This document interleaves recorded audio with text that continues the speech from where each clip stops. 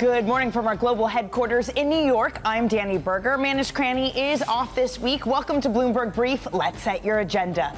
Trump's VP pick, the former president tapped Ohio Senator and ex-venture capitalist J.D. Vance as his running mate.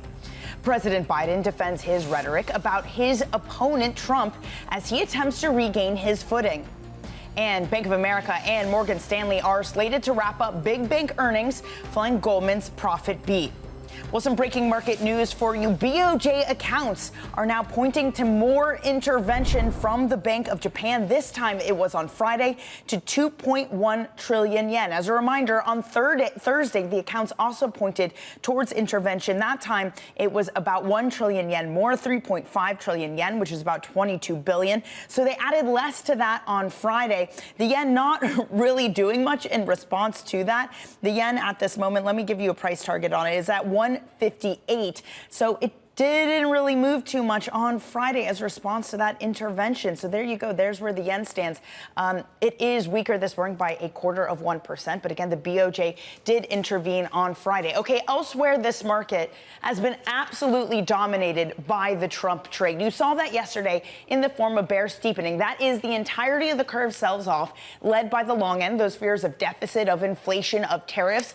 Today, we unwind that somewhat. We are seeing yields move lower, down by about 5 basis points for the 10-year yield. So there is some bond buying. We largely ignored Powell yesterday, saying that he has the confidence to cut, perhaps not in July. He didn't indicate anything like that. And of course, he doesn't like to surprise the market, so probably won't be going in July. But again, it was politics that dominated. Maybe now the economy is coming more into the fore. We're going to have retail sales data coming later today. We'll also have more bank earnings on deck. Goldman doing pretty well in yesterday's session. For now, the S&P, little change. That rotationary flavor is still happening in this equity market. If you look at what small caps are doing, they'll be on the bottom of your screen in just a moment. Small caps are outperforming yet again today. Small caps have posted more than 1% gains for the past 4 sessions. It's the first time it's done that since November of 2022. So the rotation is real. What's behind it? Is it tired of big caps? Is it some sort of Trump flavor? It's a little bit confused at this moment, but it continues with some force today. Elsewhere, let's really zero in on the politics because the news flow has been heavy here over the past 3 days. Donald Trump has picked Senator J.D. Vance as his running mate. In his first interview after he was confirmed, he spoke about the threat of China to the United States. I think what President Trump has promised to do is go in there, negotiate with the Russians and Ukrainians, bring this thing to a rapid close so that America can focus on the real issue, which is China. That's the biggest threat for our country, and we're completely distracted from it. Joining us now is Bloomberg's Bill Ferries on this and more. Bill, we know from Trump that he had a policy of tariffs that the market really did brush off, of 60% tariffs to China. Paul Donovan from UBS writes that the appointment of J.D. Vance as his VP means that we have to take it seriously and take it seriously as a market. So what do we know about his policies? Include China in this, but the type of policies that he might push Trump to pursue as vice president. Well, on a lot of key economic and foreign policy issues, there is a lot of overlap between these two candidates. And if you remember, there was a little bit of speculation even 24, 36 hours ago that perhaps Trump would ask someone like Nikki Haley, who has very different views on the economy and foreign policy, to be his vice presidential pick. In the end, he went back to J.D. Vance, who was one of the leading candidates heading into this a week ago before the assassination attempt. Listen, he's come out with a very hard line on the conflict in Ukraine. He was a very vociferous opponent of that aid package that went through earlier this year. And he said in an interview, I think a year or two ago, that it just wasn't important to him what happens in Ukraine. So that's going to be a warning shot to all the leaders in Europe and NATO who have thought that maybe Donald Trump could be talked back on some of his criticisms of that conflict. And it comes to coming to China. I mean, he's been a backer. He said China is America's top priority. He's encouraged an acceleration of weapons deliveries to Taiwan. So I don't think, I don't think there's going to be a lot of difference between these two leaders on some of those key issues. And people who thought that maybe Trump's views could be moderated are not going to see that coming from potential Vice President Vance. And all of the commentary about why he chose Vance does center around that, Bill, that he is like Trump, and Trump wants someone that he's comfortable with after his last vice president. But the other thing that people have coalesced, it seems, of why J.D. Vance, I mean, again, that seems to be the dominant one, but also his power in Silicon Valley. The fact that he brings along with him a cadre of tech players who are more likely to open up their wallets to Trump with J.D. Vance as VP. Elon Musk, already he endorsed Trump after the assassination attempt, but now he's giving $45 million a month to the pro-Trump super PAC. Just talk to me about the impact of having tech, of having VCs on side after J.D. Vance as VP. Yeah, so Vance is definitely going to be a powerful link to the venture capital community, the conservative venture capital community, and the tech community in Silicon Valley, who would be open to supporting someone like Trump. He is also going to be a bridge to the crypto community. They see a lot of problems with Joe Biden's policies, and there's been a lot of interest in what Trump and his administration would bring if elected on that side as well. So he actually has a lot of assets, I think, he brings to the Trump campaign. Of course, one of the big ones in this election is that he brings youth. Just the fact that he's 39 years old in the middle of a campaign where both parties have been criticized for nominating octogenarians. He brings, he's a millennial. He's potentially the future of the MAGA movement if their ticket wins. And he brings on board someone whose life story, in terms of growing up from poverty and making a successful career, will resonate, I think, with a lot of people in those key swing states, places like Pennsylvania and Michigan. Now, a lot of those people have already been on the Trump train. The big question, I think, going forward will be whether J.D. Vance expands the support for Trump out there, or whether he just keeps this small cushion that Trump has had over Biden. And look, it could just be a sign of confidence from Trump that he thinks he will win and just wants someone who can help him with the same mindset that he has. Bill, we really appreciate your reporting this morning. That is Bloomberg's Bill Ferries. Now, after the assassination attempt on former President Trump, Anna Rosenberg, head of Geopolitics at Amundi, writes this: "It is, however, questionable that the attempt on his life will sway undecided voters or mainly make his base more supportive. Anecdotal historic evidence is inconclusive as to the ability of dramatic events to sway electoral outcomes." And dramatic events these have been. Anna, I'm pleased to say, joins us now. Good morning to you. Thank you so much for joining us. So after the past 3 days, are you recommending any change with how your clients approach these markets in terms to the possibility and the probability of needing to set up a Trump portfolio? No, frankly, I think that as of now, the odds are unchanged, right? We clearly have a very narrow election with both outcomes still very much possible. The last few days have clearly been very supportive for the Trump camp on many different fronts, right? We had the concerns of a Biden age, we had the assassination attack. All of these are supporting of Trump's performance, but nevertheless, it is still too early to make a specific call on the outcome of the election because it is a very close election. So our investors have to prepare for both outcomes and think through the implications of both outcomes very clearly, especially, of course, on what would change under a Trump presidency in regards to foreign policy, etc. Well, let's talk about that specifically, because as we're just discussing with our reporter, Bill Ferries, we now have a vice president who is hawkish on China alongside Trump. He gave that interview to Fox where he said it's America's #1 threat. UBS's Paul Donovan says this: it's not market moving, but it is market and economically relevant, that it's no longer just threats from Trump that he can be walked back from. It will be enshrined as policy, having a VP who agrees with him. What do you say to that? When we look at U.S. foreign policy under a possible Trump presidency, what we see is that we have both upside risks but also downside risks. Like, we actually have some theaters where geopolitical risk could come down.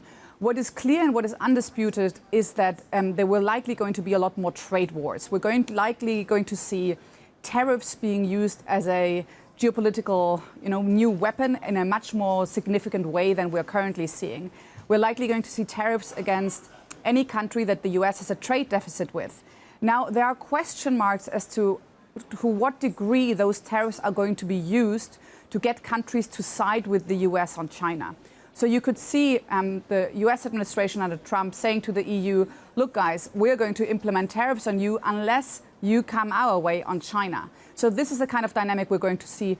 Clearly, a very important aspect is that we're likely going to see trade tariffs imposed on third countries that are currently witnessing an increase in exports and imports from China to the US. So those are going to be targeted much more. And just to be clear, Anna, that's a place like Mexico, right? Is there anywhere else you're looking? It is, of course, Mexico. It's also countries around China that are currently seeing an import surge from China. Got it. Okay, so that's one element of the geopolitics, Anna, but it is a moment where it's a very fractured and fragile American society.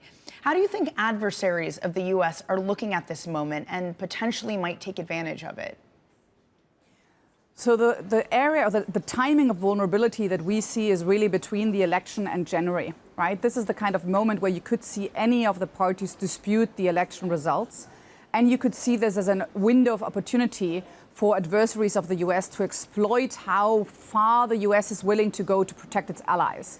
So clearly, this is where I think there is a vulnerability right now. And clearly, under a Trump presidency, there will be a lot of uncertainties for allies as to the US appetite to continue to protect them next year. And that's why we're seeing right now a lot of side deals being made by countries in order to give each other confidence, whatever the outcome of the US election. Again, all of that just speaks to the fragility of the moment, Anna. I was interested that Bank of America put out their fund manager survey, and for the first time in some time, geopolitics was their #1 concern. 26% of respondents said it was their #1 concern, and that replaced higher inflation.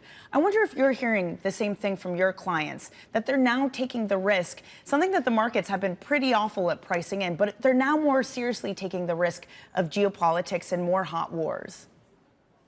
Absolutely. I think that, we're seeing a lot more geopolitical analysts like myself propping up in big organizations.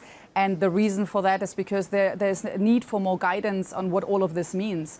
And when you look at the trends, we're very likely going to see geopolitical temperatures increase over the next couple of years because we have more protectionism, trade wars, export control, sanctions. You have more economic friction, and that increases the risk of hot wars. Absolutely. And then you have AI and the potential for political misinformation that has, and climate change. So we're going to see risks increase. Now, as investors, we have to learn how to deal with it and how to reflect this in our investment decisions. And there are many ways that we are doing this in-house, but you have to reflect it in your macro forecasts. You have to reflect it in your portfolio decisions. So it's really it's part of the macro backdrop now. Anna, this was so fantastic. Please come join us again soon. You're the perfect person for this moment. Anna Rosenberg of Amundi. Okay, let's get to some of the other top stories that are trending on the terminal this morning. And we start with some breaking news, a scoop from the Bloomberg team. Blue Owl is pushing deeper into the red-hot private credit market with a deal to buy Italia Capital Management, which manages over $10 billion. That deal could be valued at as much as $800 million. General Motors CEO Mary Barra walking back expectations for a company's EV program. GM won't have the production capacity to build 1 million EVs at the end of next year. That prior target is also being dialed back on waning consumer demand. And Sangati has returned more than 90% of its client capital less than 2 months after it told investors it would give them back their money. The multi-strategy hedge fund had about $4.7 billion under management at the end of May. Founder Simon Sadler and ex-trader Daniel LaRocca will be going to trial over accusations of insider dealing ahead of a block trade in 2017. Coming up, Bank of America, Morgan Stanley, those earnings on deck as we wrap up the big bank earnings season. We're going to discuss more with Opimas' Octavio Marenzi next. And later this hour, we're going to be speaking with Allspring's Henrietta Pacquement on politics stealing the show from central banks. All that to come on your Bloomberg Brief.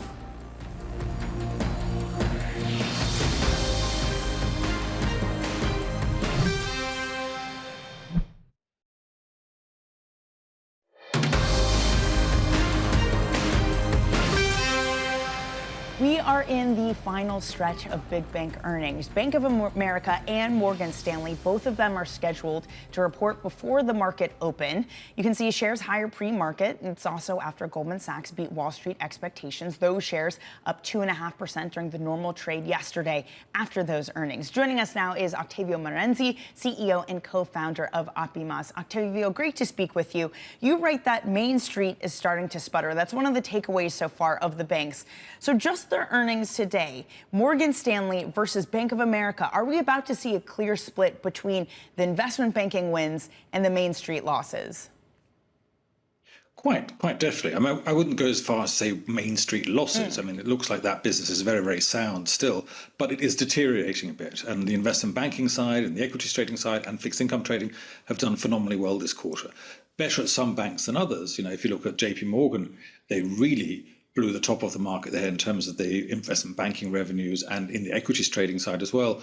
Goldman Sachs a bit more muted. I'm trying to sort of find an explanation for that and scratching my head a bit and saying why was Goldman Sachs so outclassed and outplayed by JP Morgan this quarter? And we're going to have to scratch a bit deeper beneath the numbers to see what really went on there.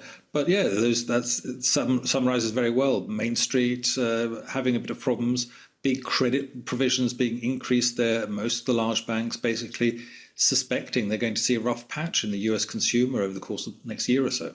On that Goldman point, a little bit of a miss for their investment banking advisory fees. Goldman did note that M&A activity still running well below its 10-year average, not seeming to be as bullish on this sort of M&A revival. Do you think that's a Goldman-specific thing? And elsewhere, M&A, it's about to come back in some force with rate cuts and whatnot. Or do you think we maybe got ahead of our skis in being so positive on M&A coming back to somewhat normal levels? I think it definitely is coming back, but I think you see that, well, comparative softness in the Goldman Sachs numbers in investment banking compared to both Citigroup and to JP Morgan. So they didn't benefit as much as those two other banks did. I'm very curious to see the Morgan Stanley numbers this morning because that will maybe verify that and help us understand, is Goldman Sachs actually a bit of an outlier here? I mean, they had a good quarter on that front of investment banking, don't get me wrong, or a big improvement over last year.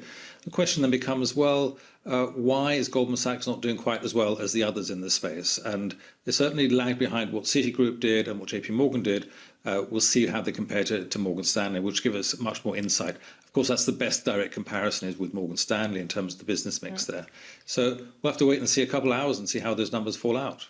And of course, banks also aren't immune to the shadow of politics that's cast over this whole market at this moment, Octavio. I want to ask you about Trump's pick of VP, specifically on policy that we know of him. He hasn't been in the Senate for very long, but things that he has done, he's been much more close to Elizabeth Warren than some of his GOP counterpoints. For example, partnering with her after the collapse of SVB to say we need to be able to claw back pay of those of failed financial institutions. Should J.D. Vance, as potential VP, if Trump is elected, worry banking executives? Well, I will say that most members of the GOP and most bank CEOs avoid Elizabeth Warren as if she's toxic waste, so they don't want to get anywhere close to her. So I have to admire J.D. Vance for actually reaching out to her and collaborating with her at all. But they do make for very, very strange bedfellows, I would say, the two of them. They seem to come from sort of opposite ends of the political spectrum. But it does maybe make you realize that the Trump administration might not be this sort of free market panacea. I would point out J.D. Vance's opinions about clawing back CEO pay and bank regulation in general is maybe not terribly friendly to the banking industry. And Trump has said some things about sort of the trade tariffs that he'd like to bring in against China if he's re-elected or when he's re-elected. And that does not really bode well for free trade on that front either. So I think both Trump and J.D. Vance are not your pure sort of free market kind of laissez-faire classical liberals in that sense. So we'll have to see how they unfold that. But I will say that really the vice president historically has been quite far away from actually setting policy and has basically been sort of a waiting position. Now, J.D. Vance might be different on that front, but I would expect that to be a continuation, that we see the vice president really has very little say in terms of setting policy or executing that policy either. Yeah, it is a very fair point, but also the point of this is a very different sort of classic conservative free market ticket that we've seen in the past. Octavio, thank you so much for joining us. Octavio Marenzi of Opimas this morning. Now, coming up, we're going to take you through some of the other headlines that are making news around the world. We're going to have a roundup of some of Trump donors from Silicon Valley as well. That's coming up next. This is Bloomberg.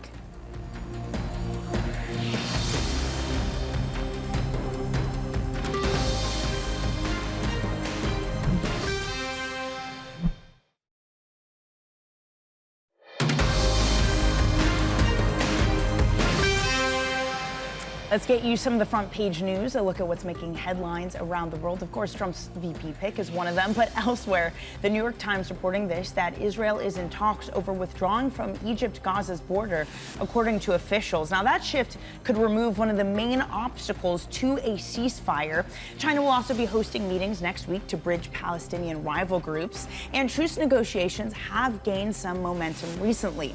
Now, next up in the FT, back to U.S. politics, they write that Silicon Valley's tech titans are lining up to donate to Donald Trump. We talked about Elon Musk earlier, but Joe Linsdale of Palantir, a VC pioneer, Doug Leone, partners from Sequoia and Valor, and the Winklevoss twins have all donated to a new super PAC action committee called America PAC. It's raised $8.7 million since launching in June, and that includes several $1 million donations from Silicon Valley.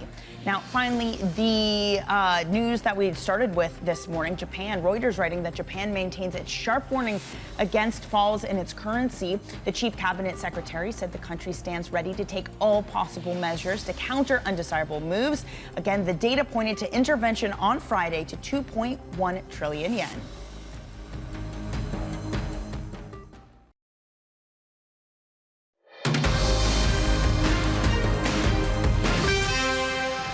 From our global headquarters in New York, I'm Danny Berger. Manish Cranny is off this week. Let's set your agenda. Trump's VP pick, the former president taps Ohio Senator and ex-venture capitalist J.D. Vance as his running mate. President Biden defends his rhetoric about his opponent Trump as he attempts to regain footing. Bank of America, Morgan Stanley, they are slated to wrap up the big bank earnings following Goldman's profit beat. So that's the focus for equity markets this morning. Elsewhere, it's been all about the politics. Politics have been dominating things, and you can see that most clearly in the bond market, but we give some of that back today. 10-year yield, there is a bid in that 5 basis points lower, 4.17%. But for the most part, it was a day of curve steepening, bear steepening, that is the entirety of the curve selling off, led by the long end. Not even Chair Powell's comments yesterday seemed to give any lift to the bond market. The front end even sold off. It gained a little bit and then sold off shortly after Powell's comments. But keep an eye on your yen this morning. We learned that the BOJ did indeed intervene yet again on Friday. $13 billion is the amount this time after $22 billion on Thursday. Maybe a warning shot to traders saying, hey, if you're using this intervention as just another way to re-up your yen shorts, be mindful that we are still in this market. Yen is weaker this morning, 158 versus the dollar. Little change on your S&P 500 futures session. We are seeing that kind of rotationary flavor continue where small caps are outperforming. Let's go back to the politics, though, because Silicon Valley has been cheering former President Trump's choice for his running mate, that is Senator J.D. Vance. Here's another praise coming from Georgia Governor Brian Kemp. Look, I think it's a good pick for President Trump. I mean, Senator Vance brings an element of youth to this race that we haven't seen, that's for sure. The guy's a United States Senator, obviously qualified to serve. Great messenger, which is, I think, very important. Joining us now is Kate Ackley of Bloomberg Government. Kate, typically when we think about a VP pick, we think about someone who brings other coalitions in. But J.D. Vance is a lot like Trump. So what difference does it make to have J.D. Vance on the ticket? What kind of changes can we expect from a Vice President Vance?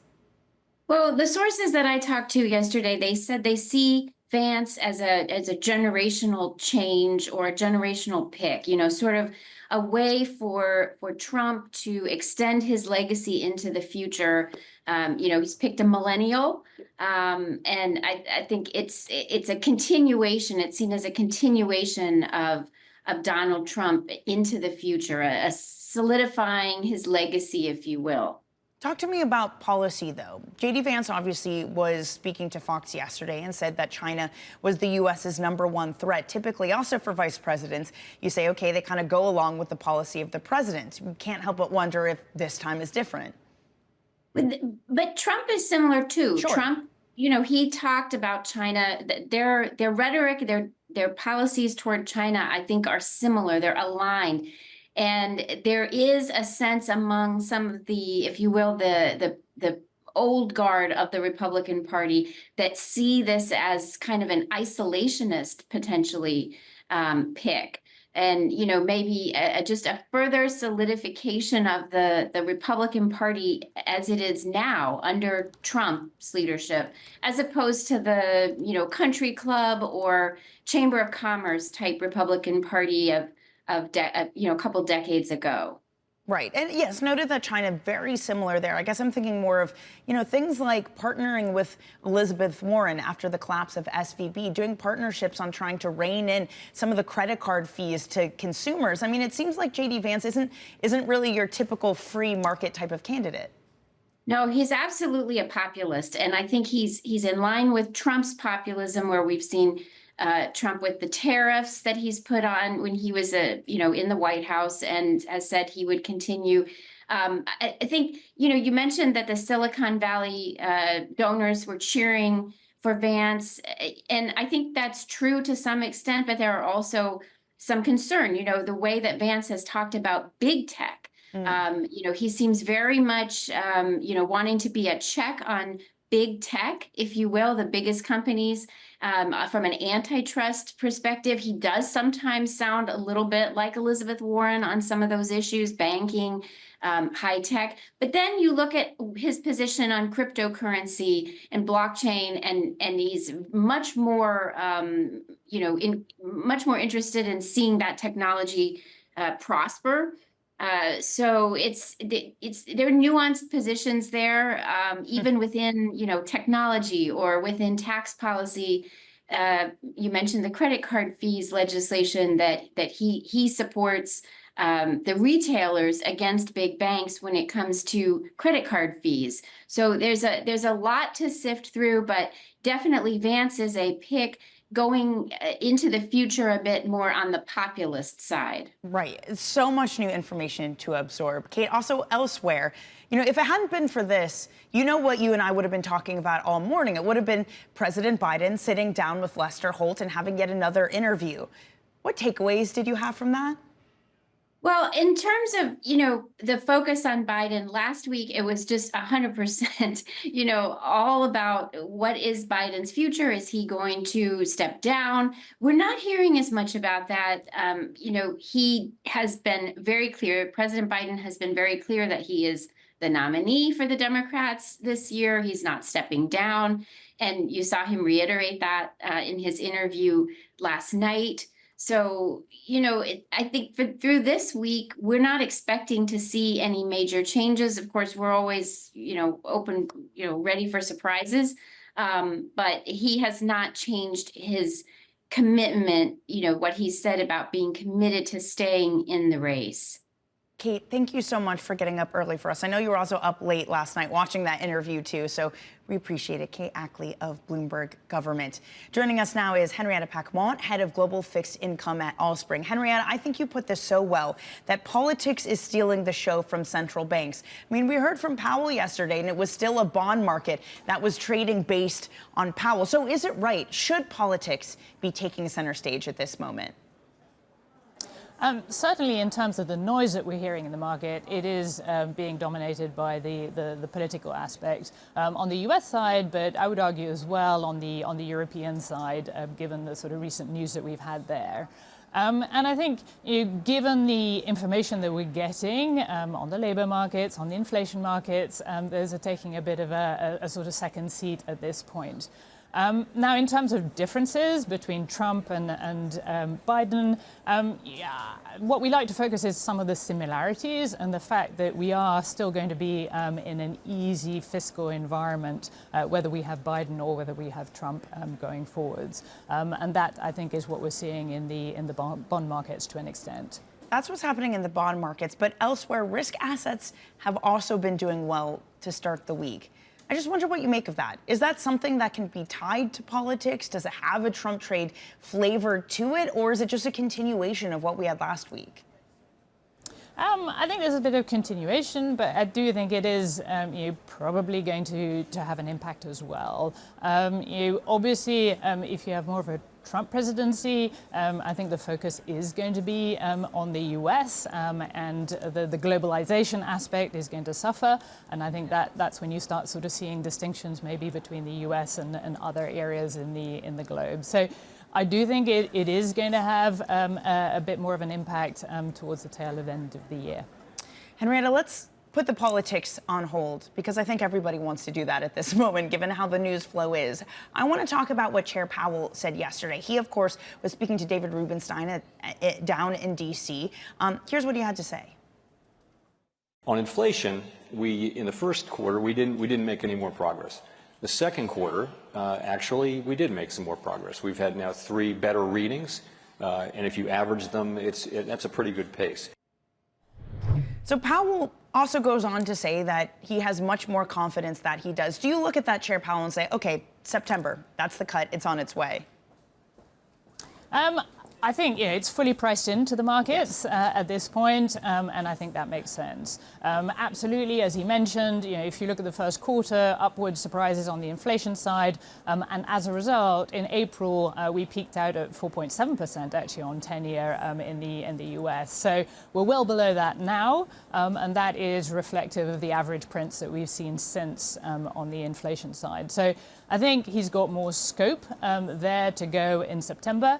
And I think we're also seeing a bit more, the way I like to say it is sort of chinks in the armor in terms of growth and in terms of sort of labor markets in the US as well. So that is also giving him a bit more space to go in September. Well, the other thing he did, along with, showing his willingness to go in September, was pretty much shut down July. He said, I'm not going to talk about policy here. It's still a meeting by meeting basis, which many people looked at that and say, okay, well, he's not going to go in July because he would set the market up for it. Jan Hatzius, Goldman Sachs, though, writing in a note yesterday, why wait? If the case is clear, why wait another 7 weeks before delivering it? What do you think about that?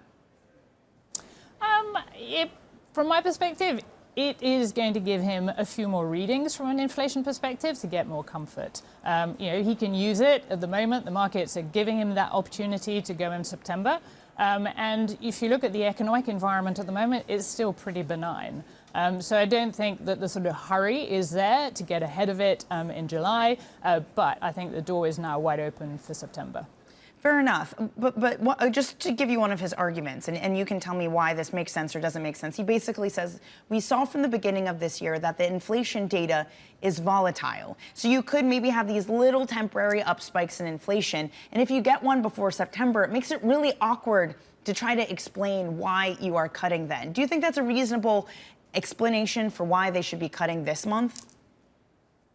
Well, I think it was interesting to listen to Powell. I mean, he was talking about averages, and I think that's what they'll be looking at. It's not necessarily one data point, but it's the sort of trend and some of the averages, and I think that really is pointing in the right direction. So even if there is a bit of an uptick, I don't think that necessarily changes the narrative there, and you've got a bit more space. And I think also, just maybe bringing it back to the election a little bit, they do want to have a bit of ammunition to sort of see what happens in November.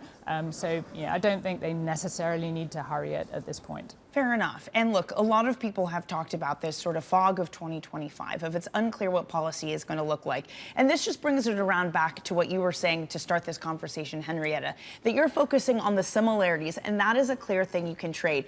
Just to put a finer point on it, does that mean that the trade du jour is bear steepening, that's kind of the sure thing in this environment?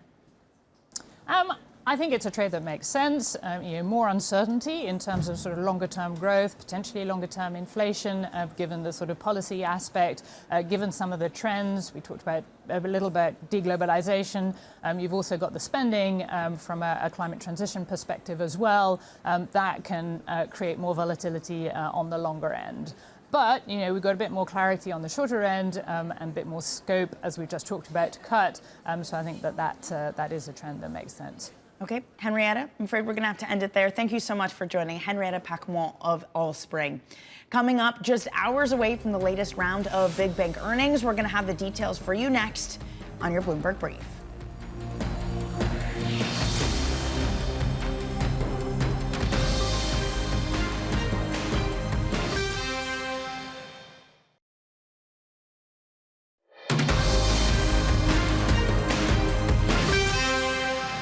It's your Bloomberg Brief. I'm Danny Berger. We are counting down to the last two big bank results. That's Bank of America and Morgan Stanley. Let's bring in Bloomberg Sonali Basak.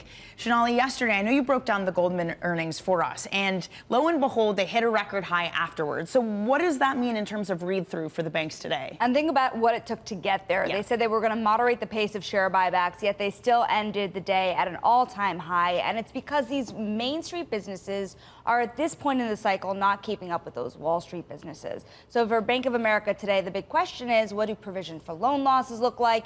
How fast are charge-offs really converting into losses for the banks here?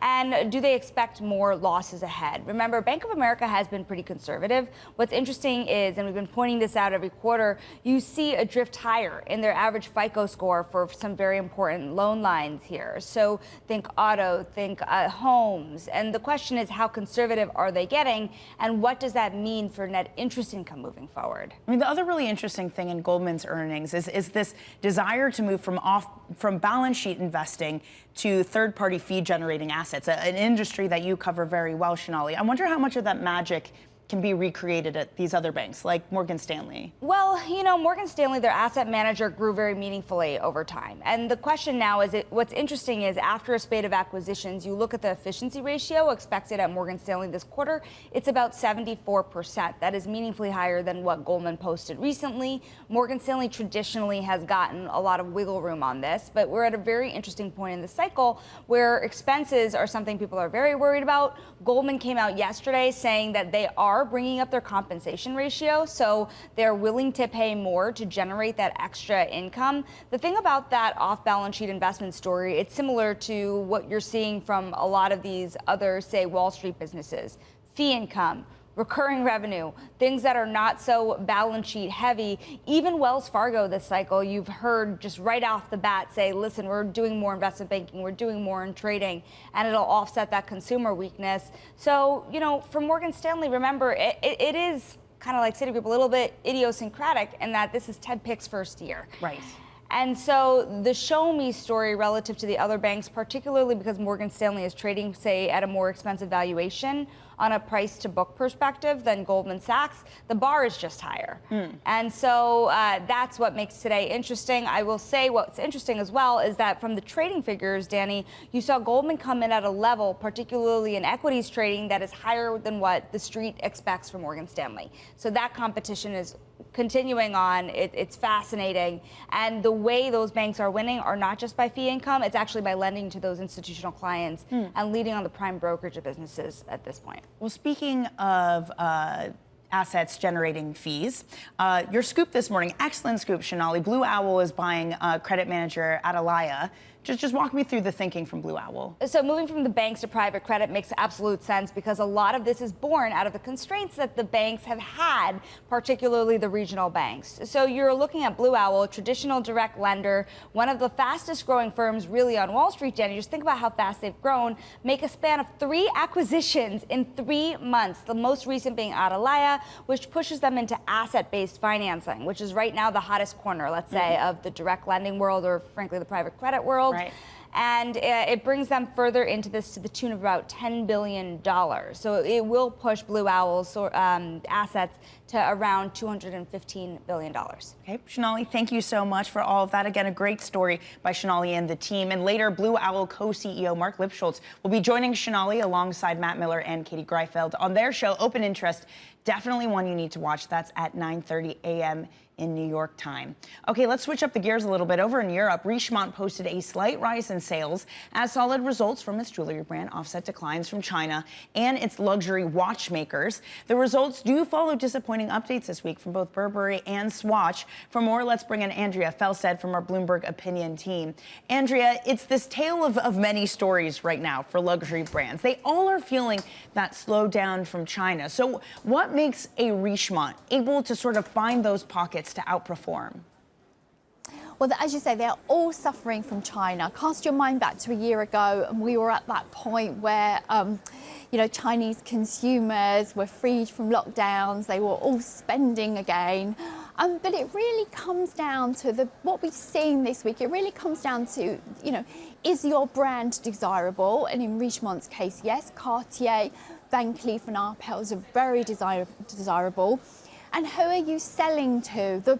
The wealthy in China and the US are still spending. It's that less wealthy, simply comfortable consumer that's pulling back. Well, look, that means that for a lot of brands, you have to elevate. You have to, I mean, maybe you can't exactly just become an Hermes overnight, but you have to do something to try to get that upper echelon of consumer. So you have Burberry changing CEOs. Gucci has also changed its chief designer. What impact are these having, if any? Well, the Burberry story hasn't really got the traction that we were expecting a couple of years ago. They have moved up market. I actually think that, you know, the prices weren't too bad. There's a lot of commentary that they raised prices too much. Yes, they did raise prices quickly, but the prices were still sort of reasonable in a luxury, you know, context, and the product was good. They had some nice products, a step on from what they had before, but it just never really resonated with consumers. It never got that cool factor that Gucci had in its early days. So you need that brand desirability to get shoppers buying. Is that enough to save Chinese sales, or do you need more of a macroeconomic turnaround? You do, yes, you really do need consumers to feel more confident. And what you really need is consumers to travel again. You know, some are traveling to Asia. That's why part of the reason why Japan's doing so well.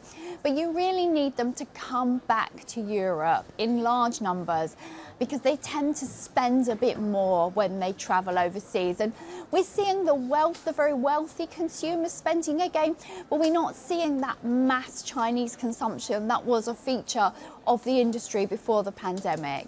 Andrea, thank you so much. That is Bloomberg Opinion's Andrea Felstead. Now, coming up, we're going to set your day up. We're going to get more bank earnings, more economic data, a lot to sift through. We'll have it all for you here on Bloomberg.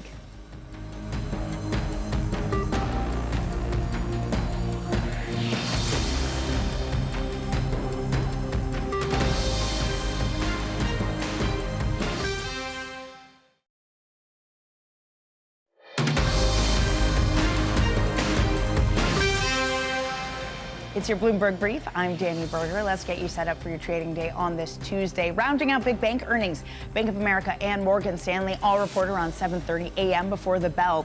And then we're going to be getting U.S. retail sales data. That comes at 8:30 a.m. Eastern. Plus, we'll get some Fed speak. Fed Board Governor Adriana Kugler speaks 2:45 at the NABE conference in Washington. Okay, some of the stocks that are on the move this morning, we are seeing some of that Trump trade reverse. You see it in the bond market, but also in some of the stocks.